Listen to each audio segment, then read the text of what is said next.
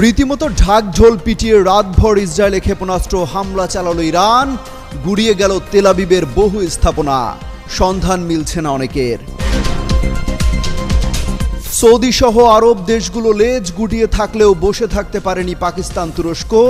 সরাসরি ইরানের হয়ে যুদ্ধে সহায়তার ঘোষণা ইসলামাবাদের। ইরান ইসরায়েল যুদ্ধে জড়িয়ে পড়ার পায়তারা করছে যুক্তরাষ্ট্র। ঠুকনো অজুহাতে তেহরানে ব্যাপক হামলা চালানোর হুঁশিয়ারি ট্রাম্পের। ইসরায়েলি প্রধানমন্ত্রীর উপর খেপেছেন তুর্কি president Recep Tayyip Erdogan.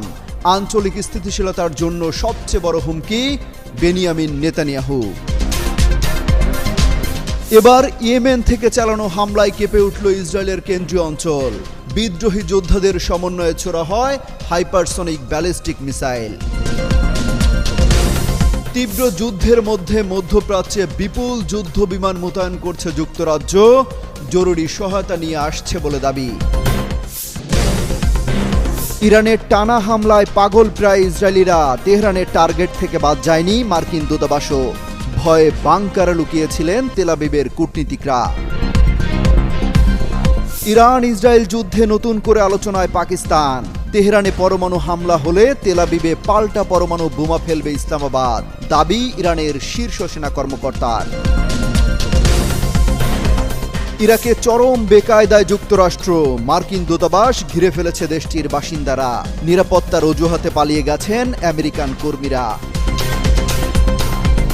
Benjamin নেতানিয়াহুর বাসভবন লক্ষ্য করে চালানো হয়েছে ক্ষেপণাস্ত্র হামলা। ছোড়া হয় অন্তত 50টি ব্যালিস্টিক মিসাইল। আগের যে কোনো সময়ের চেয়ে ইরানে হামলার পরিধি বাড়াতে পারে ইসরায়েল। ভয় আর আতঙ্কে তেহরান ছাড়ছেন হাজার হাজার মানুষ। ইসরায়েলে ইরানের হামলার তালে তালে উল্লাসে মাতেন লেবাননবাসী। ইয়েমেন গাজাতেও চলছে উৎসব মিছিল। এবার সরাসরি মোসাদের আস্তানায় ক্ষেপণাস্ত্র হামলা চালালো ইরান। তেল আবিবের গর্ব, আয়রন ডোমও ঠেকাতে পারছে না তেহরানের নিশানা।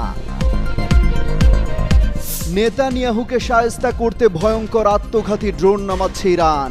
১৫০০ কিলোমিটার দূরেও নিখুঁত হামলা চালাতে সক্ষম।